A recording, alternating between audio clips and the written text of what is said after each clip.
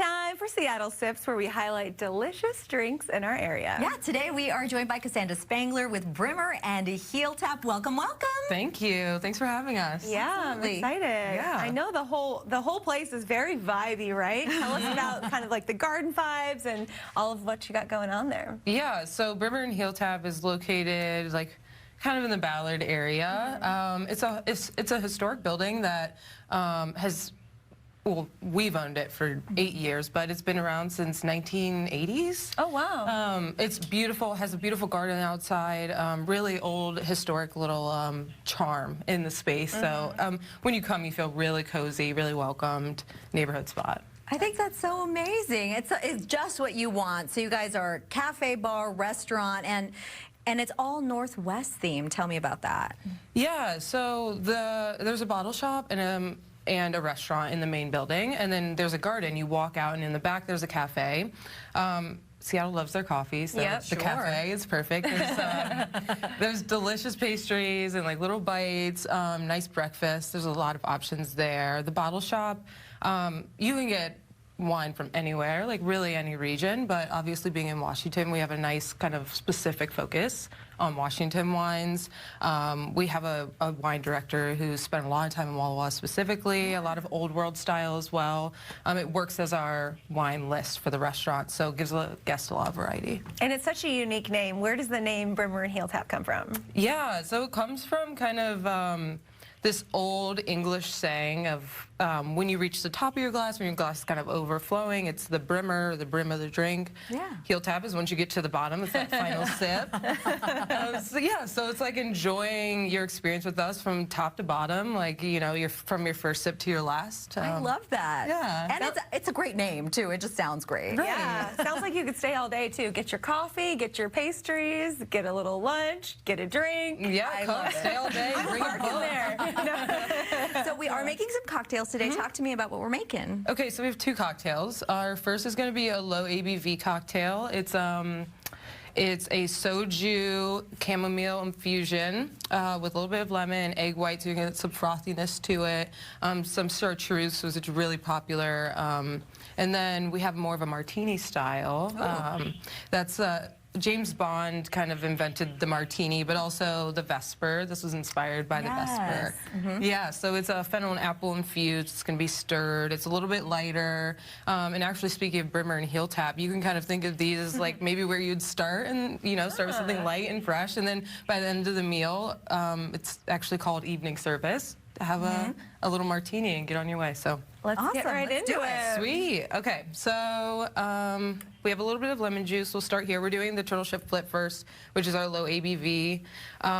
There's 3/4 lemon here. One thing about low ABV cocktails, they are kind of like overlooked in the world of like mocktail, only because people either think no alcohol or all the alcohol. This was created to be a nice middle ground. So almost like when you're ready to have that beer at the end of the night, because it's lighter, you can have a cocktail still that's not gonna really put you out. Yes. Nice. What makes something low ABV? Yeah, so soju is a Korean spirit, and I explain it to people as it's basically vodka in the way that's essentially flavorless, but it's only 40 proof, which is much lower than your average liquor. We also went with yellow chartreuse versus green, which yellow chartreuse is the lesser of the two when it comes to alcohol content. Really, we're just trying to create a cocktail that when you drink it, it's gonna drink really similarly to like how you'd feel after a glass of wine.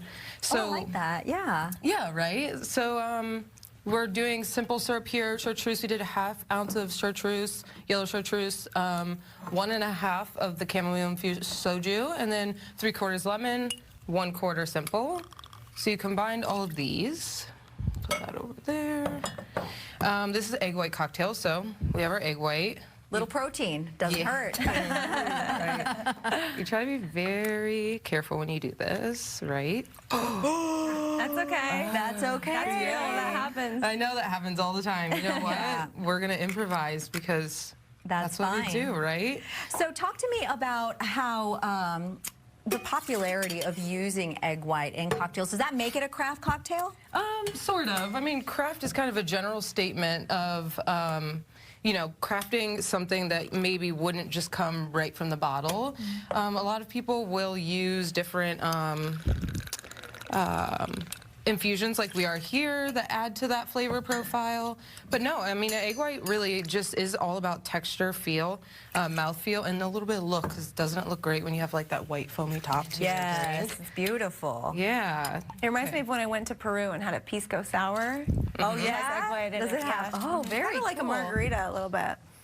Excellent. So cool. So we might have enough egg white in here, but let's see. We Okay. So you get a nice seal on that. Make sure the seal's towards you, because egg white, it's gonna foam. It's gonna create a lot of pressure in there. And so, see? Ah. And you kind of wanna like low and slow shake this. And the point, what I'm doing right now is without ice, is to get that froth. Gotcha. And if you put the ice in there too soon, that pressure builds up really quickly. Oh, okay. So this, You don't want any surprises if anyone's trying this at home. right, totally. We're using big cubes today. You don't have to use big cubes. But I prefer them in almost anything that we do. The egg white, the size of the cube actually allows for more whipping. And then the dilution happens super slowly.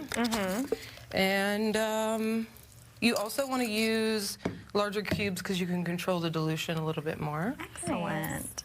Yeah.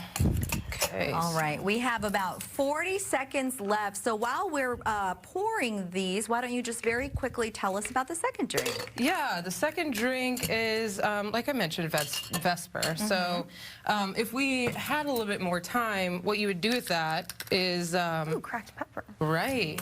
You'd put it in this beaker. You'd stir that around. I know you're going to try this one, right? Yes. You would stir it around this beaker with the ice. Right? And it is foamy. Yeah, we got a lot I of love foam in that. there. We'll make the other drink on social media. We'll put it on our Instagram Yeah, story. absolutely. Yeah. Cool. Yeah, Kassondra, thank you so much for coming Yeah, in it's my today. pleasure.